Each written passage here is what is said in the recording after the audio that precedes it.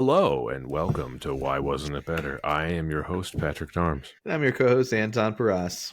And today, Anton, we're here to talk about the 2000 film Finding Forrester. Oh, well, we found this film to be quite the Forrester. Yes, I suppose so.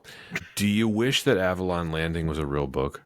Isn't it Catcher in the Rye? Yeah, I mean, he's certainly based on J.D. Salinger, but I know the book seems like it's based on sort of like a war. I know what you mean. Like, how could this book is like, it's so famous and so influential, like, I would want to read it. Yeah. He's like J.D. Salinger, except with the unsavory parts of his personal life. Or is it's just a list of all the toys that he didn't have as a lad that he wish he had? That's his alter ego, Colonel Gentleman. Is it a hot take to say Catcher in the Rye overrated? I mean, yeah, and like a lot of okay. a lot of people would definitely disagree with you. Not a fan. Yeah. It does nothing for me. I mean, I didn't love it, but I can see why it's so easy to use as like a learning tool in schools, and like why J.D. Salinger stand-in Mr. Forrester would hate it if people interpreted his books the way they do Catcher in the Rye, except without the unsavory elements of his personal life. Unsavory elements, yeah. So Gus Van Sant tells the story of a young African-American man named Jamal Wallace, or Jamal, depending on which character you are in this film and how you choose to pronounce it, yes, who confronts his talents while living on the streets of the Bronx. He accidentally runs into an old writer named William Forrester, who discovers his passion for writing. With help from his new mentor, Jamal receives a scholarship to a private school. In an ordinary place, he found the one person to make his life extraordinary. Finding Forrester was released on December 22nd, 2000 by Columbia Pictures, Lawrence Mark Productions, Fountain Bridge Films, and Sony Pictures releasing. Directed by Gus Van Sant, screenplay by Mike Rich, starring Rob Brown, Sean Connery, Anna Paquin, F. Murray Abraham, Michael Pitt, Glenn Fitzgerald, April Grace, Busta Rhymes, and Charles Bernstein. The budget was $43 million, adjusted for inflation, that is $80 million, and the box office was $80 million, adjusted for inflation, that is $149 million. It has a 74% Rotten Tomatoes score. Anton, why did we pick Finding Forrester? It's important to think about the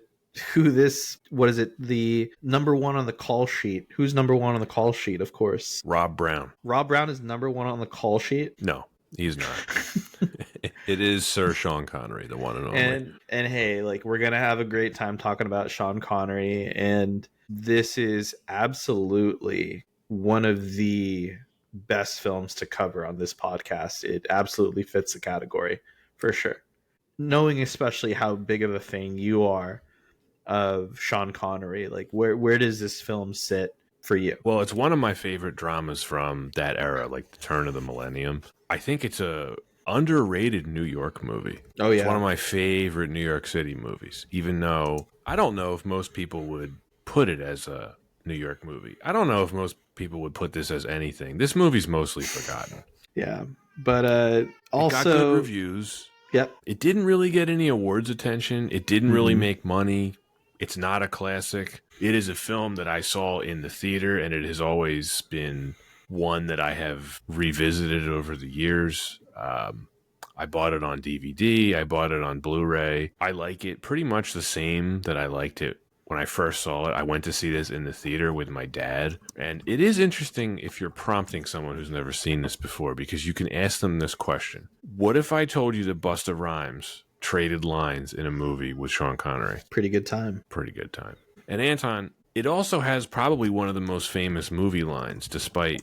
You agree with me this is pretty much a forgotten movie. Yeah, I do agree. But You're the Man Now, Dog has lived on 25 years after this film came out. That line endures.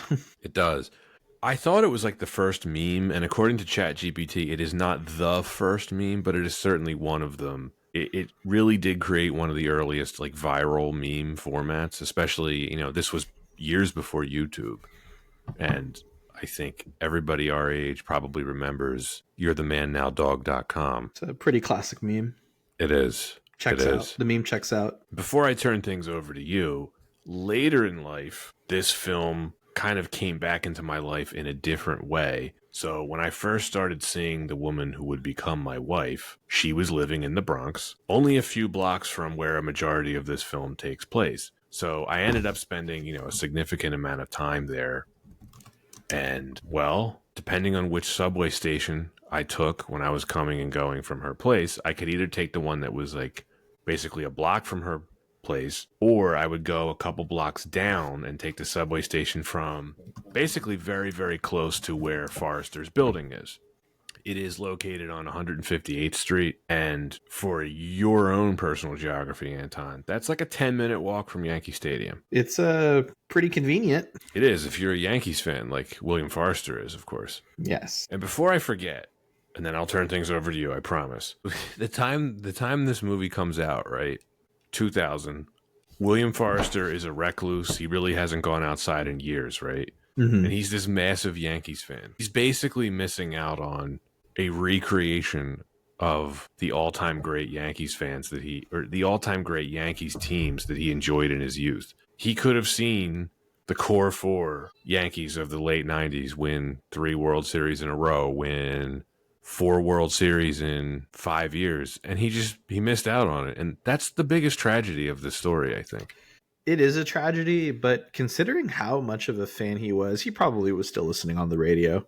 Seems like a radio. I mean, he had 2 TVs. I like to say the purist listened to the radio, but that's fair. You don't think he watched on TV? No, I'm sure he did. It's just I know hardcore baseball fans do love the radio play-by-play. They do. They do. Well, as we know from the novelization, which I own, he was also a very serious New York Knicks fan, which they don't really say in this film, but that answers the question why Jamal takes him to a Knicks game later in the film. I have rambled enough. What is your relationship with Finding Forrester? I saw this film for the first time in high school at a time I think a lot of people did when just introduced for class.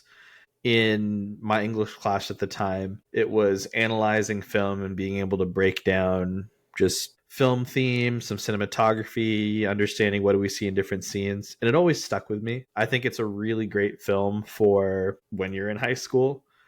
And I really appreciate that my teacher showed us this and also used this as a learning tool versus other films that could have also been considered in the category that are also like education friendly, whether it's like Dangerous Minds or Lean on Me. I'm really glad we didn't do that. But then of course there was no avoiding every single like high schooler watching The Great Gatsby. The Robert Redford one?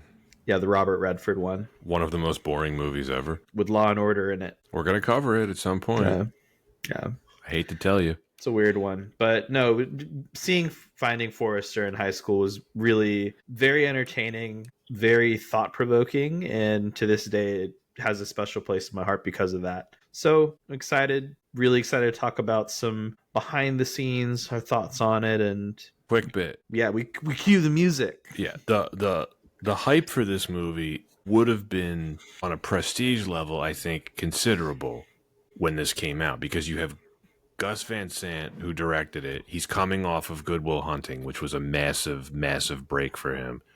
That made a lot of money. That got him awards attention. It won a couple of Oscars. That movie is obviously a classic that is still extremely highly thought of. This was Gus Van Sant's follow-up. He's a pretty interesting filmmaker. This is the first film of his that we're covering on the podcast.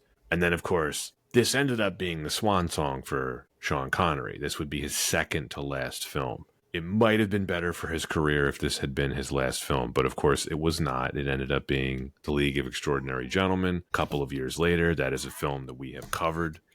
For Connery's career, I think this was a really important film because we'll talk a little bit more about his performance in this. But yeah, before we get to the production history, though, we of course have to talk about the 6 degrees of Warren Beatty's sex life. This is an easy one, Anton. Mm-hmm. Sean Connery dated Lana Wood during the filming of Diamonds Are Forever, and Lana Wood, of course, was one of many conquests of Warren Beatty. Beautiful lady. Yeah. Sister of Natalie Wood. Might be worth pointing out Warren Beatty also slept with her sister Natalie, so he can claim that. Nice. Yeah. If you're Warren Beatty, I suppose it is nice. Anyway, why don't you read the production history for this, since it is relatively short? So, our production history. Mike Rich wrote the original script, which floated around for several years.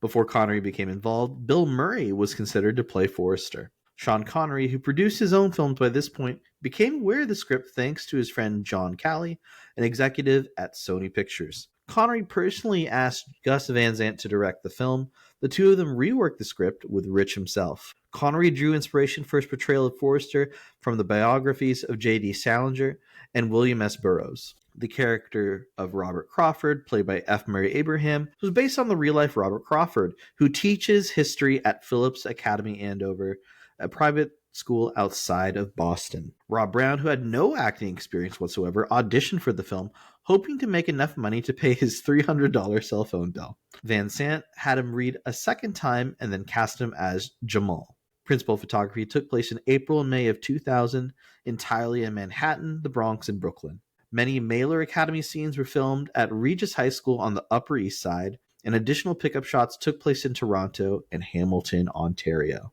And that is it for our production history, but that starts to bring us into our reasons for why wasn't it better.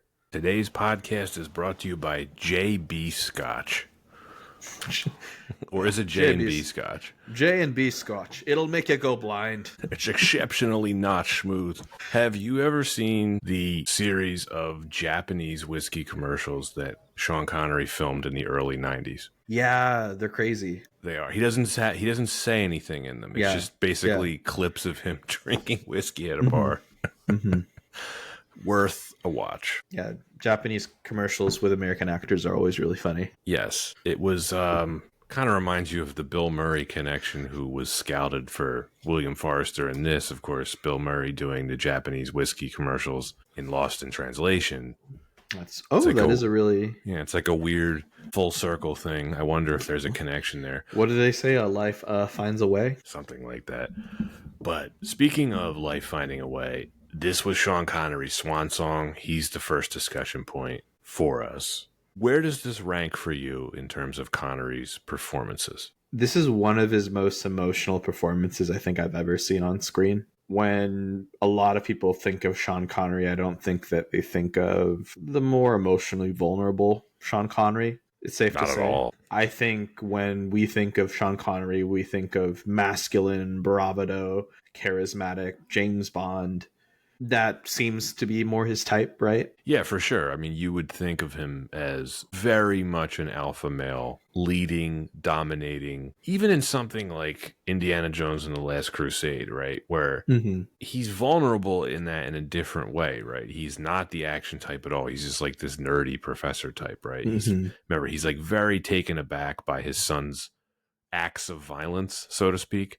But yeah, you're right. This is pretty unique for Connery. We have not seen him vulnerable like this in almost any other film that I can think of. Yeah. The only other film that I can really think of that had quite the level of emotional depth was when he played Juan Sanchez Villalobos Ramirez. That's not at all a good example, but yes, sure. Where he played... this is unique to him. It really is. No, it really is. And not to say that he doesn't have emotional depth. I think that if you look at, like, especially like his role as Jimmy Malone in The Untouchables, right, which won him his Oscar, very different kind of emotional depth. It really did demand a lot for his character, but this is a different kind of character for sure. And he sells it well. And look, I understand why he didn't do these kinds of roles before. I mean, physically it wouldn't have been easy for him to do it, right? When he's he's a really big guy, physically imposing, looks like the kind of guy that would just get into any fight anywhere, pretty much, right? But in here, his age is certainly a factor. And, it's worth pointing out, he wasn't that old in this film. He's only 70. He's 1 year removed or like something like that from Entrapment, right? Right. And in here, it's interesting because he's delivering the performance as if he knew it would be his last one, even though he probably knew it wouldn't be and it wasn't. But it really does seem like a swan song for him, doesn't it? It does, because it's Sean Connery against type, right? And I think like that's usually the sign of he found the right screenplay, or this is something that he just wants to do creatively as an actor. And I think that It's a fun exercise. I always love to see actors against type, but this again, like this is not your typical Connery role. And especially at this age, maybe it's just a very self-conscious decision of I just want to show you what else I have in my playbook.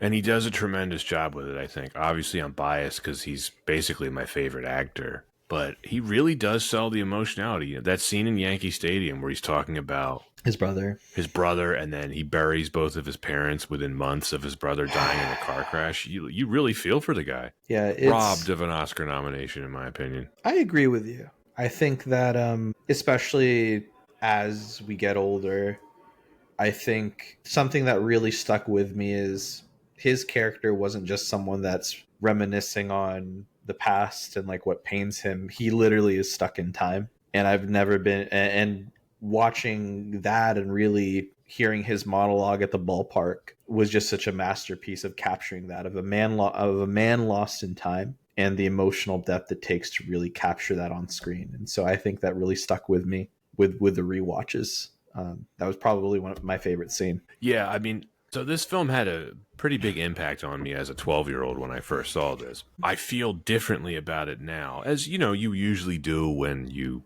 watch a movie that means something to you over the course of 25 plus years. Chances are it is going to mean different things to you. You're going to notice different things. You're going to appreciate different things. When I was 12, I identified, of course, more with Jamal. Now I identify more with William Forrester. I'm not comparing myself to either one of these characters. I have little in common with either one of these characters, but you just put yourself in a different mindset when you're 12 versus me now when I'm almost 40. No, I get you. I think like that's probably the beauty of film is you start to identify with different characters more as we get older, as positions in life change. I think that just makes sense. I think it also makes sense that at a younger age, I identified with Jamal more because I also knew way more about BMW's history than I wanted to at that age. No, it's true. And then, you know, why we've talked about this, I think, way back on the League of Extraordinary Gentlemen episode, and then a couple other times since. Not just with Connery, but I think other actors. We were talking about it with your favorite actor, Jack Nicholson. Both him and Connery have something in common, which is, in my opinion, and I believe you agreed with me at the time, they both retired basically in their prime before they were washed up, and we're grateful for it. Yeah, they got to. I feel like when an actor has a lot of self-awareness to say, like, you know what, I could work, but I feel great with my career, we can look back and appreciate the body of work. Some actors keep working and you're kind of wondering why they're still working. Right. And look, that's their prerogative. If they want to keep working and keep accepting the money that's thrown at them, more power to them. There's nothing wrong with that. But it did get me thinking, because the obvious comparisons here is like De Niro and Pacino, right? You know, they are usually widely cited as the two best actors of their generation. I'm not disputing that. They are both living legends. But I think it's safe to say most of their best work was in the first half of their careers. Here's some context for you. So Connery retired after League of Extraordinary Gentlemen, right? He was 73. He was 70 in this film. Here is what Robert De Niro has done after turning 70. I'm going to rattle off some movie titles for you, and I want you to tell me how many of these involved quality performances from him. Okay. The Big Wedding, Killing Season, The Family, Last Vegas, American Hustle, Grudge Match, The Bagman, The Intern, The Audition, Heist, Joy, Dirty Grandpa, Hands of Stone, The Comedian, Joker, The Irishman, The War with Grandpa, The Comeback Trail, Amsterdam, Salvage Station, Killers of the Flower Moon, About My Father, Ezra, The Alto Knights, Tin Soldier, and then a couple of stuff for TV, The Wizard of Lies, and Zero Day. Before you give me your answer, here's mine. There are some exceptions in there. I like his cameo in American Hustle. I like him in The Intern. I think he's really good in The Wizard of Lies as Madoff. The rest of that is a bunch of stuff that I've never heard of and a bunch of crap. Yeah, you had me at Dirty Grandpa. It's like, why is he taking Dirty Grandpa for work? But hey, he makes money. And like, look, it's It's fine. It's like fine. it's fine. Whatever. There's not a ton of great films on that list, but you look at, I don't know, you look at a lot of actors' careers in the 90s. I'd say like for a majority of them, you also see a bunch of films you're like, well, I don't know why you did that, Matthew McConaughey. And that's fine. Like maybe Money. It's fine. yeah, It's fine to money. take money. People got to work. People got Yeah. to work. People's got bills to pay. But and divorces and kids and when children. you're having kids when you're 78 years old. Yeah. But, you know, the safe to say that I don't think that people look at him differently because he worked as much. No. Like, at least I hope so. Because, like, I mean, you and I both agree. It's like if you got to work, you know, we're never gonna fault someone for wanting to work. No, of course not. Of course not. But it is interesting. Now here's Pacino after turning 70. Okay. This is even funnier. The son of no one, Jack and Jill, stand-up guys, Salome, Manglehorn, The Humbling, Danny Collins, Misconduct, The Pirates of Somalia, Hangman, Once Upon a Time in Hollywood, The Irishman, American Traitor, The Trial of Axis Sally, House of Gucci, Knox Goes Away, Modi, 3 Days on the Wing of Madness, The Ritual, Billy Knight, Dead Man's Wire, In the Hand of Dante, Easy's Waltz, and then there's some TV stuff. You Don't Know Jack, Phil Spector, Paterno, and Hunters. That is a bunch of crap. So, I haven't heard of most of them. And like, look, I understand I'm dismissing stuff as crap without having seen it. I don't need to see some of these movies to know they're not good. There's one other actor I want to list, or I want to name, that like he's in his 80s. He's also working very aggressively into his later age. But I don't think in the way that you and I don't judge Pacino and don't judge Pacino and De Niro, I think people actually look at Anthony Hopkins and say the dude's still cooking in his old age. I agree with you, but I think he's a bit of a different case because he was such a late bloomer. He was really not a household name here in the States until Silence of the Lambs when he was in his 50s. That's fair. But like even just at his age, to still have the energy to continue working, and not only just on film, the dude's a playwright, the dude writes music. Really a Renaissance man. Also unafraid to turn down a paycheck. Well, yeah, I mean, look, there's a mix here, right? Not unafraid to turn just mini lists: Transformers: The Last Night, Thor: Ragnarok, The Two Popes, The Father, Armageddon Time, Rebel Moon. He was in Locked. Rebel Moon. Yeah, he played in part 1 and part 2. He plays a voice, or he did voice parts for a character. Good for him. Yeah, I'm sure he got paid handsomely. He was in Mary. But like he also won an Academy Award for The Father. So right.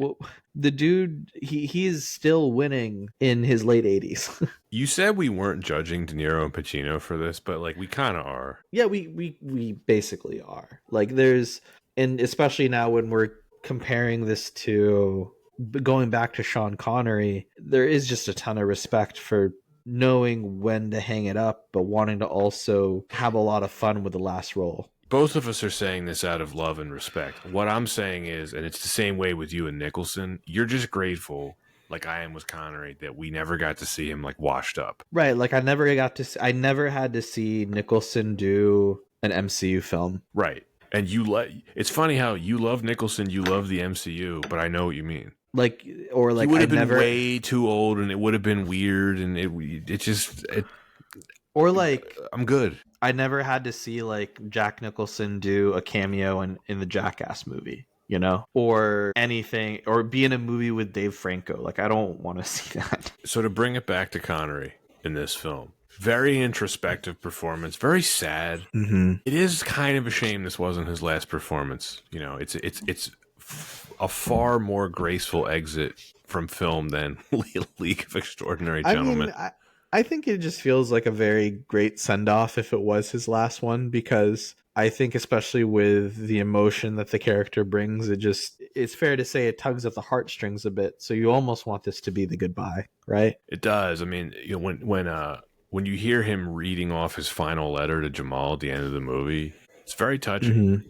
Yep. I mistakenly was talking to you on the phone yesterday about the category of this film and like other films similarly comparatively, whether it's Stand and Deliver, Lean on Me, Freedom Writers, Dangerous Minds. And I find that higher learning, on paper, this film fits those categories, but because of the execution, it is so much more than that. And, I really want to give it the respect that it's due because of that. Because, both Sean Connery and, Rob Brown, they do a fantastic job of like making this less of a cliche film about an older mentor really bringing someone out of the ghetto to succeed despite how his peers may think about him. It's absolutely not that kind of film. No, it is on paper, but you're right about the execution. Yeah. And that is, I think, the biggest reason for that is the performance of Connery. And to a almost equal extent, Rob Brown. I rewatch this every few years, and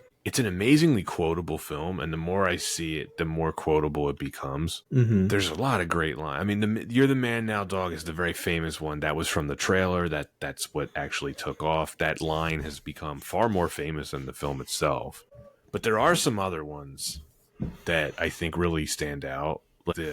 I have heard people reference, not exactly a soup question, is it? Yeah. I've heard that referenced. I've heard "punch the keys, for God's sakes." And then the one that really stood out to me, I mean, there's a lot, but why is it the words we write for ourselves are always better than the words we write for others? You write your first draft with your heart, you rewrite with your head. An unexpected gift at an unexpected time, which is true. Dear Jamal. Many young men looking to court a young woman, unexpected gift is at an unexpected time is very, very good advice. Great advice. Dear Jamal, I wanted to give you a list of toys that I wish I had as a lad that I didn't have. 1. Scooby-Doo. 2. Tinker Toy Soldier. 3. Color TV. Global positioning satellite. But no, it's so... We listed a bunch of films that are cliche in this category. And instead we get a bit of, like, I think this should be in the category of classic because it stars a legend, and we get such a unique performance from him to bring not only a character out, like an actor out of type, but a film out of type. And I think that is in itself just a pretty tremendous feat. It really is. Interesting performance, interesting character for him. William Forrester manages to become elevated as a character. But let's talk about the rest of the cast, because he's technically not the main character of the film. He's the titular character, but not the main character. The main character is Jamal Wallace, played by Rob Brown. Mm-hmm. His first film, he's outstanding. It's one of the greatest debut performances ever. It has to be. But then he chokes. You mean the basketball game? At the free throw line. Well, did he miss or did he miss? He missed. Right. It is amazing that this is his first film, and he really had no intention of even trying to play this role. I think super fun. Like, while he hasn't had this didn't catapult him into like an even longer or like a larger, more historic like acting career. He's still taking roles. Yeah, he still works. He does. Yeah, he still works. But none of that to take away from the fact, like, hey, like, his first role is fantastic. He's got great chemistry with Connery. He really matches him at every turn, and it's interesting how he chose to act it out and how Connery did as well, and how Gus Van Sant directed this. They're not trying to hide his performance with anything. They put him in really, frankly, very dramatic scenes with Connery, and he delivers at every point. I think it's also just a very uniquely written character that I'm actually really amazed that this is the first assignment for him.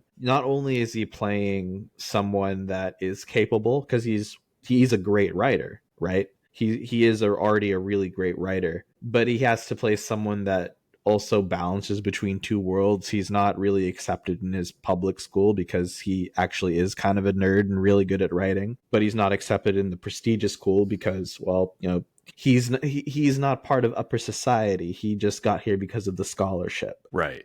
But so it's not quite like other characters typically you see with films kind of in this type. So a very interesting character and a really difficult one, I think, for your first acting gig. Yeah, for sure. I mean, according to Connery, the strongest feature of Brown as an actor was his natural and confident behavior in front of the camera. You can totally see it. It is really hard to believe this is his first film. He seems like he has been doing it for a while here, despite his age, right? Very young here. You're right about the fish out of water thing. And then there's that good line that Forrester says to him. He's like, I know you're going to go to this new school because your current school cannot answer any of the questions that you have about yourself for you. They get a lot of scenes together. This is incredible, just a very dialogue-driven movie, which is another one of the reasons why I think it holds up so well. And then you get this payoff at the end where William Forrester, of course, he shows up at the school and reads for Jamal. It's just such a wonderful payoff. It really is. The young pictures of William Forrester are just James Bond. I'm that one. That was me in Diamonds Are Forever. Lana Wood and Jill St. John. So it's a pretty small supporting cast. There's not a ton of characters in this film. It's a pretty small core. We get 4 Oscar winners in the same film, which is super rare. Can you name the other 3 besides Connery? I mean, I'm gonna go ahead and guess F. Murray Abraham. Yes. What did he win for? Amadeus. Yes. Yeah. Which is pretty legendary. Yeah. Did Anna Paquin get nominated or win? She won as an 11-year-old. Oh, trying to think of which film. The Piano. That's right. And then the 4th one is a bit of a cheat, but it counts. Is it Gus Van Sant? No. It's a cheat. It is. He gets in on a technicality, but Matt Damon. Oh, that's right. Okay, Yeah. that's fair. It counts. Yeah, no, it does count. It's a small cast. It's a very accomplished cast. Play Salieri. What an awesome movie that is. Just think, just a year before that, he had been hung from a helicopter in Scarface. What a way to go out. What a way.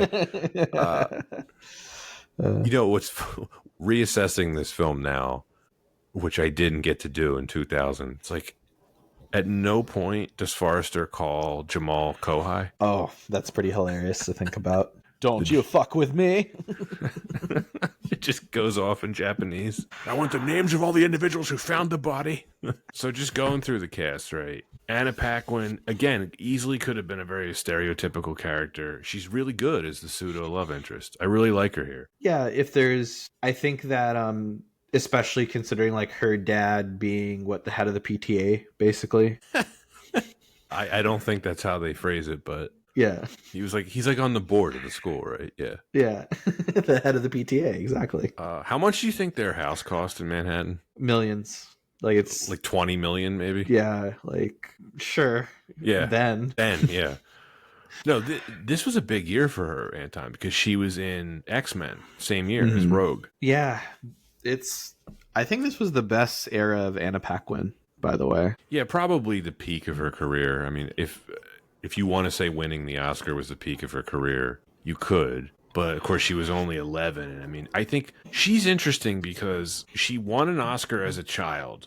But I think most of the performances that she's known for are, you're right, from this era. Yeah, because then she was in X-Men, which I think like her biggest role. I think that endures the most, more so than her Oscar win, being just in the X-Men series, of course. And then other than that, like some smaller roles here and there. She had a very small role, or it's getting smaller and smaller in the X-Men series. But then the biggest role that she took probably was either in The Irishman or American Underdog in 2021. Well, I was going to say True Blood.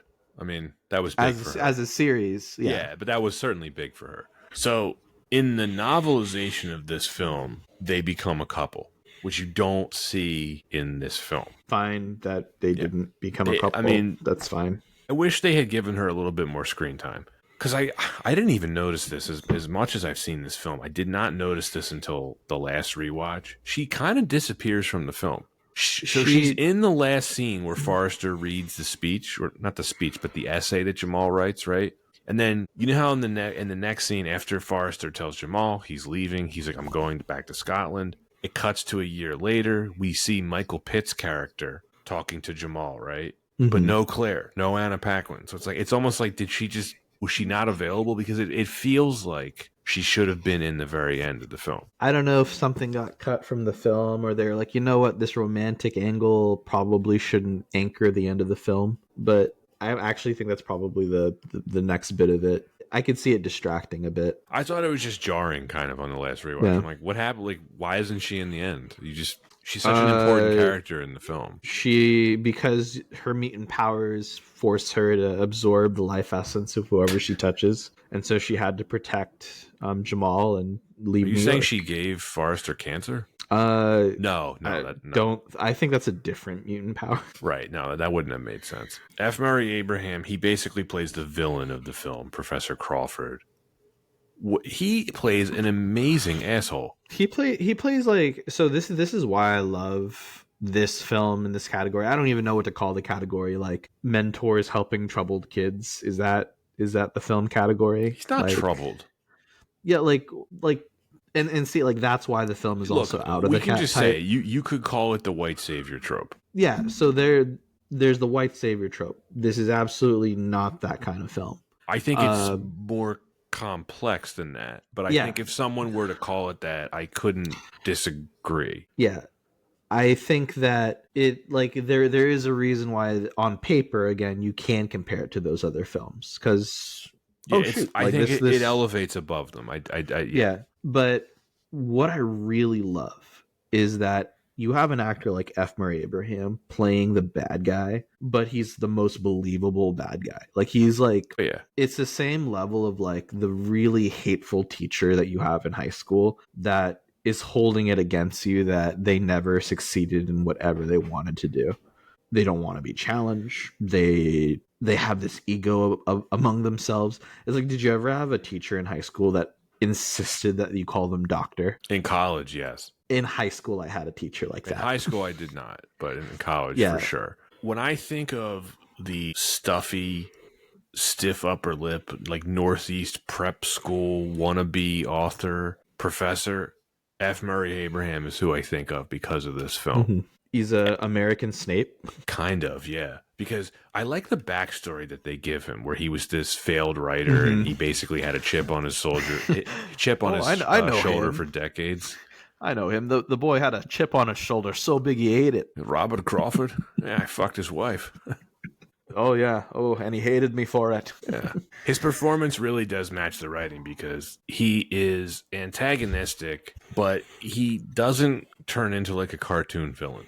Because it's not that kind of movie. He doesn't overdo the performance either. You know, his mere physical appearance is enough to sell. Like, the second you see the guy, you immediately know who he is and what he's going to do and how he's going to act. And he doesn't let you down. He delivers on it in full. Now, here's a little bit more of a deep cut for you, Anton. This is the second time that Connery and F. Murray Abraham have squared off against each other in a film. Do you know what the first one is? It's going to be tough. Can I get some hints? It came out in the 80s. It is based on a best-selling novel by an Italian author. It takes place in the 13th century. It's a great movie.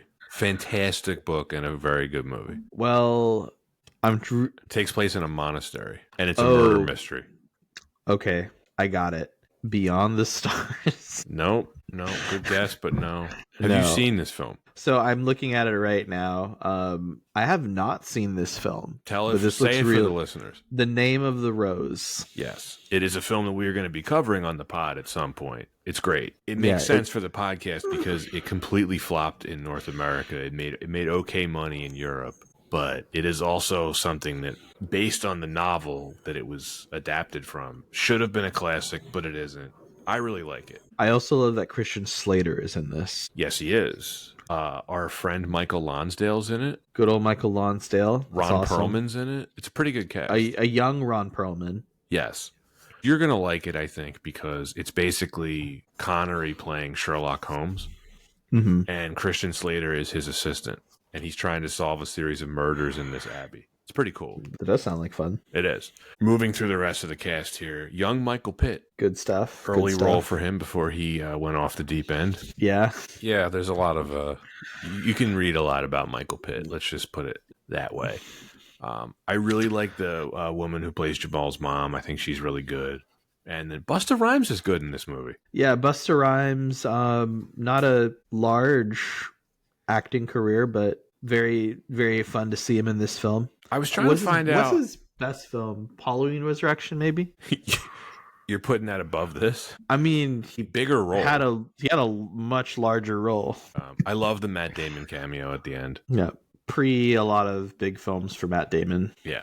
But after his superstardom. After, hey, don't count out Ben Affleck. That was also Ben Affleck's superstardom. I remember seeing this in the theater, and when Damon pops up at the very end, the whole theater like clapped. Everyone was very happy to see him. That sounds like a very early 2000s thing that happened. It was. I kind of wish they didn't give his character a name so that you could make the presumption that it was Will Hunting. And Will Hunting in this point in his life is also like is an executor of wills. Maybe. Could have been. I kind of figured that he would have like joined the CIA. Maybe.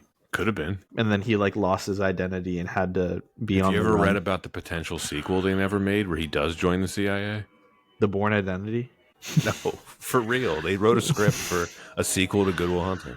I'm not making this up. Okay. Who wrote the script? Was it Ben Affleck and Matt Damon? I don't know who wrote it, but there is an actual... Before we go off on another tangent, let's talk about the storytelling of this film. Okay. Going right in from the cast, it's a really interesting moment when you think Forrester is racist. Yeah. Yeah. And then you realize he's just testing Jamal. He's challenging him. He wants to see how he responds. He wants to see if this kid is worth his time. It's like, you were kind of alluding to this earlier. It's like, just when you think that this movie is going to turn into the stereotype, cliched mess that it could have been, it subverts it. It's really, really good layered storytelling. Connery delivers it too. What does he say? He's like, what are you going to do? Are you going to let me run you down with this racist bullshit? Yeah. Then he almost hits him with the knife. Mm-hmm. It's great. Really well directed by Gus Van Sant. I mean, yeah, like, are there some screenwriting cliches in here? Like, sure. Yeah, the white trope thing, yes. The white savior trope thing, yes. It's there, but it's more than that. I was gonna say, like, that's where I think that deserves like its conversation of where does this sit compared to other films of like the white savior. I think that's why like I can't justify putting this like specifically in that category, because William Forrester is saved by Rob Brown as much as like William Forrester saves Brown at the end. Like, it's like they really needed each other versus like, I don't know, many other films where it really does take that one person to like pull the individual by their bootstraps. I'm looking at you, Sandra Bullock, in The Blind Side. Ugh. Yeah, unlike that film, this completely avoids melodrama. There's a lot of drama in this film, but it very easily could have been a Hallmark movie, and it's not. And I think that's down to the script and how Van Sant directed this. There's a lot of silences in scenes. Like, for all the great dialogue, there's also he lets the scenes breathe. He gives every scene room. Everything develops. Nothing is over explained. Yeah, Gus Van Sant is fantastic at capturing the beauty of his sets and the beauty of the location.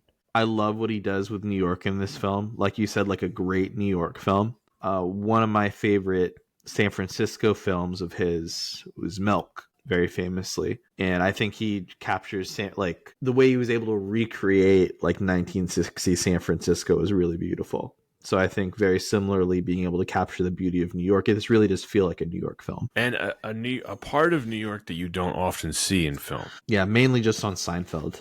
Sure. Well, you know what I meant. I mean, a lot of New York films are just simply set in Manhattan or Brooklyn. Or you see Times Square. Yeah. You know, you see it's in the Village or something. But the Bronx, you know, and to be fair, like this part of the Bronx, I would say not the most aesthetically pleasing part of the city. No, the one time you get the Bronx really is like what, Rumble in the Bronx, and even then, that's actually Vancouver. A Bronx Tale. A Bronx Tale. Which I don't know if it was shot there or not, but whatever. That's also a really good Bronx movie, though. Probably the Bronx movie. Yeah. West Side Story does not take place in the Bronx, right? That's Manhattan. That's a different kind of film altogether. It is. It's true. I said there's no melodrama here, and I mean it, because the emotionality in this film, I think it all works. I mean, just the relationship between these two main characters, they give each other purpose. Mm-hmm. He helps Jamal come out of his shell and become the writer that he wants to be. And then Jamal helps William literally get out of his house. Yeah, literally confront basically confront his trauma and step outside the window. And he does this, as one does, by taking him to a Knicks game. Is this film literally just giving the message that like if you ever want to help someone get out of like a depressive slump, just invite them to a live sports game. I think you could make that case. I think like it's like I haven't left the house in 20 years. It's like I got some tickets to the Yankees and they're really close to home plate. Let's go. Say less. Say less. It's just great because Jamal starts to challenge William. Mm-hmm. And I think that's where the movie goes up a level. When he really starts to question him, you know, when they first make their agreement where William's like, I'll help you write. You have to promise not to tell anybody about me. Don't ask me any questions about my family or why there was one book. And you know he's going to ask him. And you're waiting for him to ask him. And as the film story between these two characters naturally progresses, he begins to ask him in indirect ways by getting him to talk about it. Like when he takes him to Yankee Stadium and William starts to talk about his family and you're like, holy shit. In a very natural way. Yeah, very it doesn't feel forced. It does, like what did I say earlier? It doesn't feel like a Hallmark movie, and it could have. I mentioned this film, American Underdog. I watched it on a plane. It's a biographical film about QB Kurt Warner, and talk about like you brought this up so many times. Talk about like because it upsets me every time because it's just so melodramatic. It's like how do you just kill all momentum in a film? You give an annoying set piece and then the character going off on a monologue unprompted about their emotional trauma and why it's important for them to be able, now that they can confront things in a positive way. But it comes out of nowhere. I feel like this film does such a fantastic job of having an actor that can just show naturally what it like how does this individual connect with the audience by speaking so sincerely and authentically to his experience, but not just completely bursting into tears and emotion of the scene. Like let's be clear, this wasn't a film about, you know, this wasn't about any need for Sean Connery to have to like sob for us to feel for him. The fact that he actually, it looked like he was on the verge of tears, and that did more emotion for me. Great points. You know, and of course, ultimately at the end, Jamal does need William to help him with this plagiarism thing that he gets accused of. That was a weird thing. Yeah, I think that's one of the only weaknesses of the film is how it's pretty one-dimensional how it's handled. You know, when Crawford like forces Jamal to write in his office, it's... I did see it kind of as a dick move of like, he probably should have told him. And the reason you have that title is because I actually wrote one of my essays with that title, but he like didn't tell him. He didn't tell him that he published it. Which I think that's kind of that's kind of like a dick move on his part. A little bit, yeah. I also think too, now again, you have to give Jamal some slack here because he's 16 years old. And of course, you and I have both been 16. When you're 16, you're just dumb and you don't know how to handle things the way that you do when you're an adult. He is an absolute dick to Crawford the second they meet. Oh, yeah. I don't think he gives him a very good first impression. But again, he's 16. It makes sense. He's just a kid. Like, he senses hostility from Crawford and he responds to that hostility with hostility. Was that the best approach? Probably not. Would it have mattered in the end? No, I think Crawford would have disliked him regardless. It wouldn't have mattered. Crawford dislikes everybody, as we see in the film. He doesn't like any of the students. Well, they already established, like, Jamal tried to be nice to generic jock kid, but generic jock kid was unkind to him. Oh, yes. So, like, he knows he's in a hostile environment. Yeah. Great scene. When they shoot all the free throws. Yeah. Great scene. What is it, 50 free throws? Yeah. Yeah, they make them all. Also, I like the guy that plays the coach. He just seems like such a basketball coach. Yeah, he absolutely that is lovely. I almost said 90s, but turn of the century. Great bit basketball. Of casting. Yeah, really fantastic. Is. I find this film relaxing. This is like a comfort food type of film for me. I think it's paced. Like the pacing is, I think, fairly slow, but in like a good way. It's a relaxing film. You know, there's not a lot of cuts. There's not a lot of fast scenes. Each scene develops over, I think, several minutes. I love how it's shot. The color palette. I like the soft jazz score. We talked about the Bronx setting. Did you notice the DP's name? Harris Savides. Harris Savides? What is it? Angelus? No, his name is Harris Savides. Harris Savides. I think. I don't know. I might be mispronouncing it. Well, yes, Harris Savides.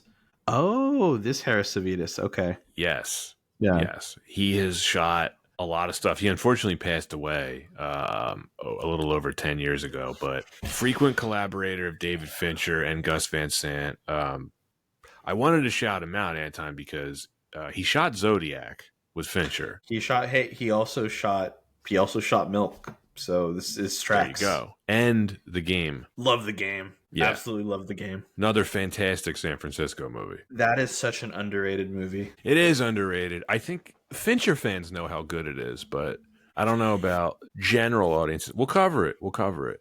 Yeah, I think this movie has not flashy cinematography, but I think very, very solid. I just like how it's filmed. Everything feels very naturalistic. Great basketball scenes.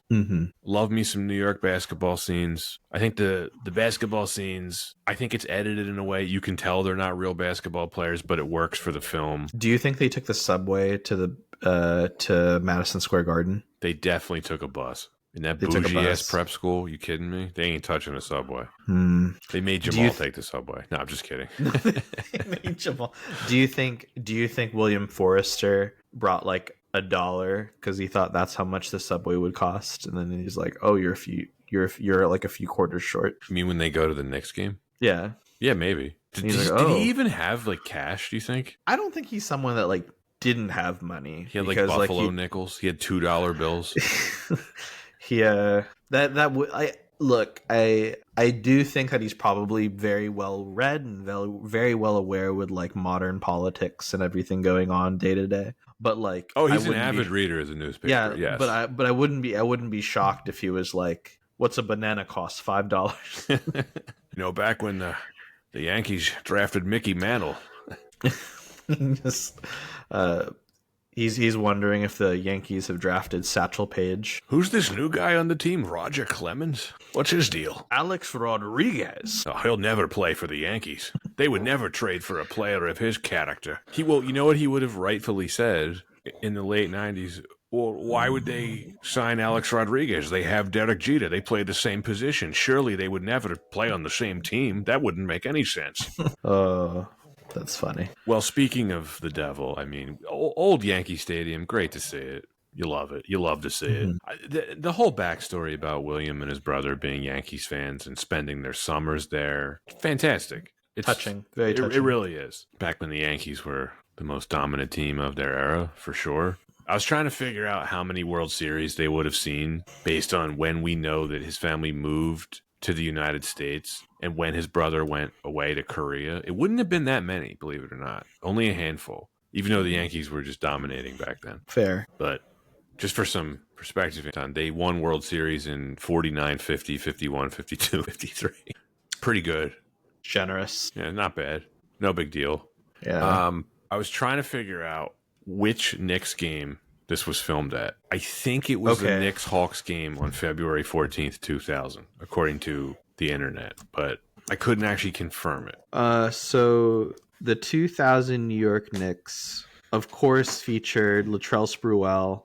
Ewing was still playing, and Allen Ewing's Houston. last year. Yeah, and Allen Houston. Yes, this was the last year until very recently where the Knicks were a competitive team.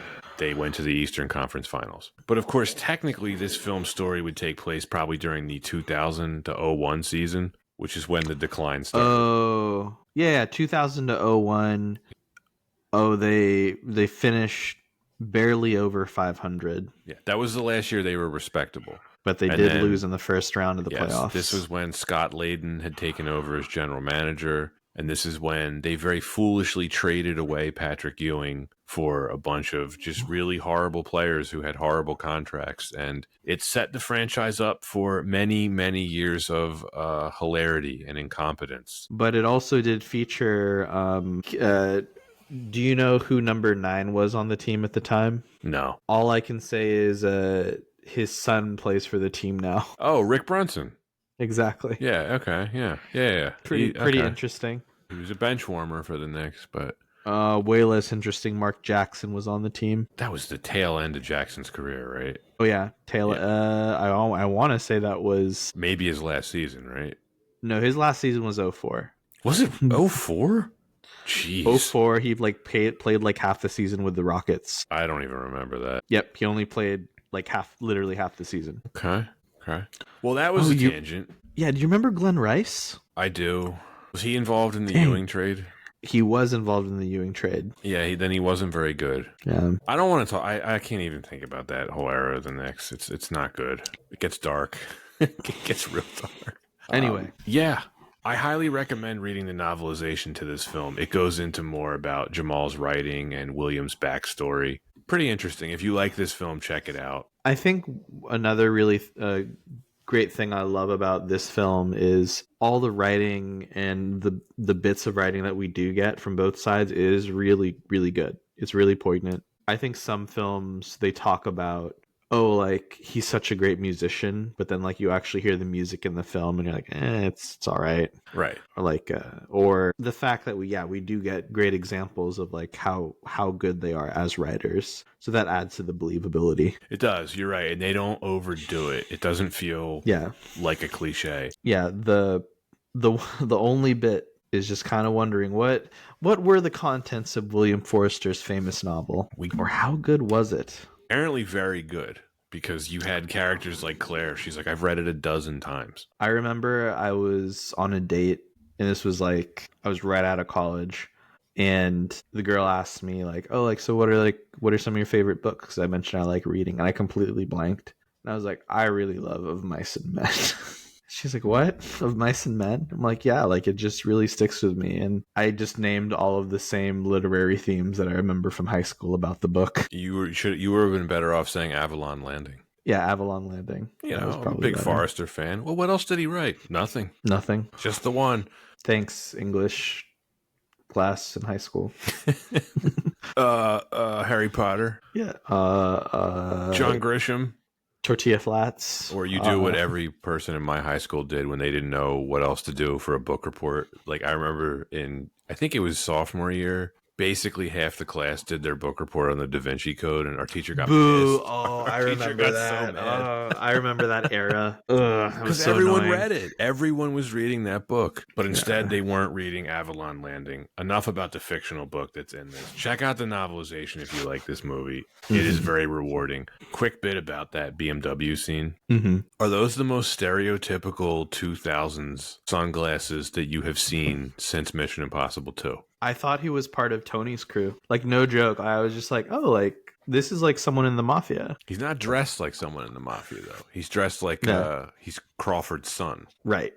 Except for the sunglasses. It's so funny how he's dressed so preppy, and then the sunglasses are such a product of the year 2000. I kind of love them for nostalgia reasons, but like, we were watching it the other night, and like we had some of our family over, and I asked my niece, I'm like, what do you think of those sunglasses? She's like, they look ridiculous. I'm like, yes, they do.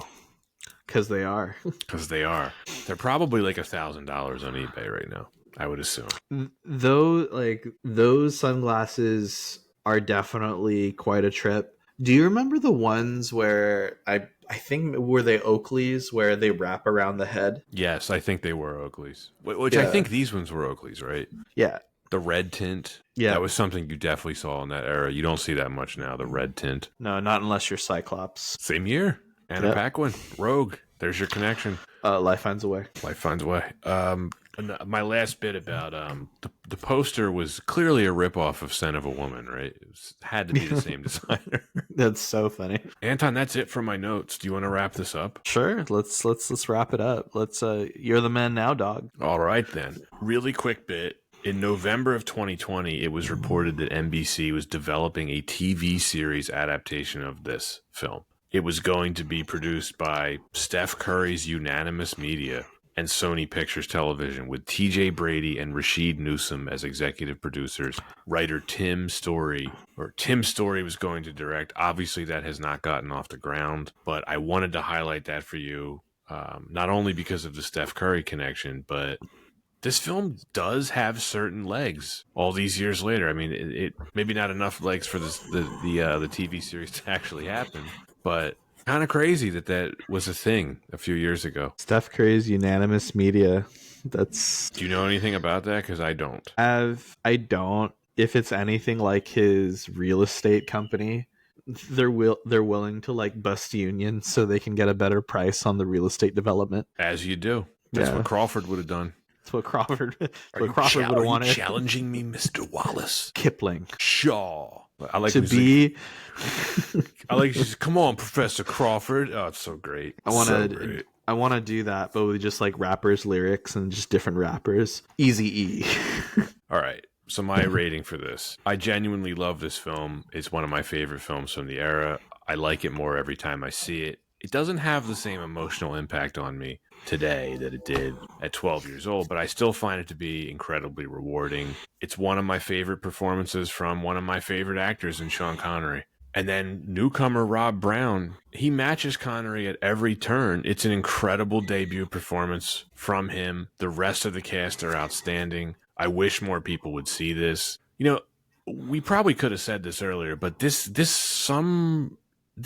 gets unfairly compared to Good Will Hunting, not just because Gus Van Sant directed it, but because it was the film he did right after it. And I've heard some people label this as like a Good Will Hunting ripoff, rehash, and that's completely unfair. You know, for whatever reason, it wasn't flashy enough to get the awards attention. But I highly, highly recommend this film. If you get a chance to see it, it is on Disney Plus right now. It's an A for me. It's just a great film. It's a classic in my eyes. There's not much bad that I can say about this film. There is really only one part of the film that I don't love, and it's the part that ended up catching Jamal in any negative light was him being tied to the pseudo plagiarism. I think that was handled a bit weirdly, but it did end up also setting up just, again, an iconic scene for what I believe to be a very underrated classic. I love seeing Sean Connery in this kind of role.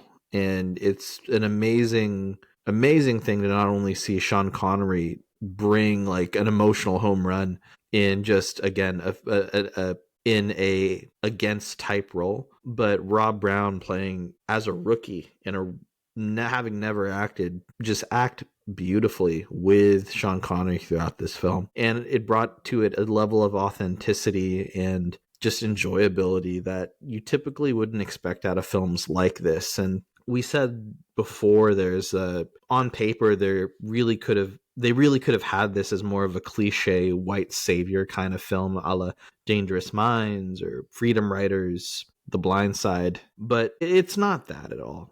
And I really do challenge people, if they haven't seen this film, check it out, just because it really does exceed expectations and is above any films in comparison of this category of just, again, what is it, like a mentor helping like a youth. Maybe that's the category of film.